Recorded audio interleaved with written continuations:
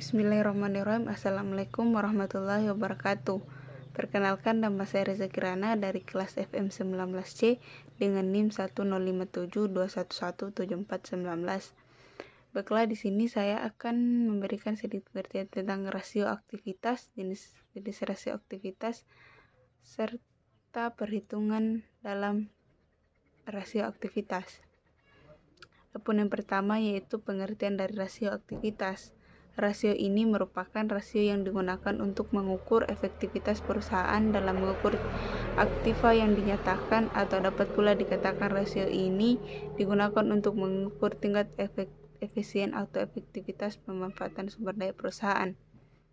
Kemudian jenis-jenis dari rasio aktivitas yaitu perputaran piutang atau receivable turnover, hari rata-rata penagihan utang atau days of receivable, perputaran persediaan inventory turnover, hari rata-rata penagihan persediaan days of inventory, perputaran modal kerja working capital turnover, perputaran aktiva tetap fixed asset turnover, dan terakhir perputaran total aktiva atau total asset turnover. Kemudian di sini saya menggunakan laporan neraca dan laba rugi dari PT Family Toothpaste Tbk. Adapun hasil pengukuran dari rasio aktivitas pada perusahaan PT Family Toothpaste yaitu yang pertama, receivable turnover atau perputaran piutang pada tahun 2010 ke tahun 2011 meningkat, yaitu 16 kali menjadi 18 kali. Ini berarti semakin baik karena modal kerja yang tertanam semakin kecil. Sementara itu rata-rata industri sebesar 15 kali, yang berarti peningkatannya terjadi melebihi rata-rata industri. Kemudian yang kedua yaitu days of receivable. Rasio days of receivable juga baik untuk tahun 2010 selama 23 hari dan 2011 selama 29 hari karena kurang dari 60 hari. Artinya perusahaan ini mampu melakukan penagihan secara cepat dan tepat waktu. Kemudian yang ketiga yaitu inventory turnover, yaitu terlihat terjadi penurunan di mana 27 kali pada tahun 2010 dan turun 20 kali di tahun 2011. Sementara itu untuk rata-rata industri adalah 20 kali, maka perusahaan dikatakan stabil pada tahun 2010 dan 2011 karena masih sama dengan rata-rata industri.